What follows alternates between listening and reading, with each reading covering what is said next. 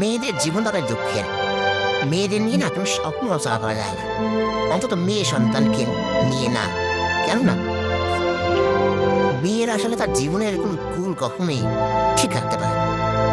বাবার সংসারে একরকম অ্যাটিচিউড করতে হয় তাকে, বিয়ে হওয়ার পরে স্বামীর সংসারে গিয়ে আর এক রকম আচরণ করতে হয়, আবার বৃদ্ধ বয়সে গিয়ে ছেলের সংসারে গিয়ে আর এক রকম রূপ ধরতে হয়।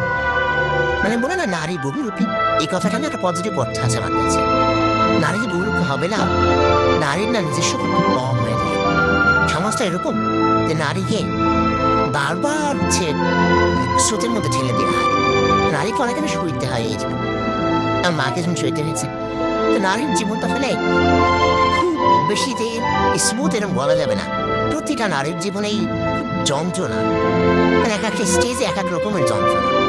এই যন্ত্রণার কোনো সীমারেখা নেই। আমার তো মনে হয় প্রত্যেকটি নারী আসলে যন্ত্রণার মানে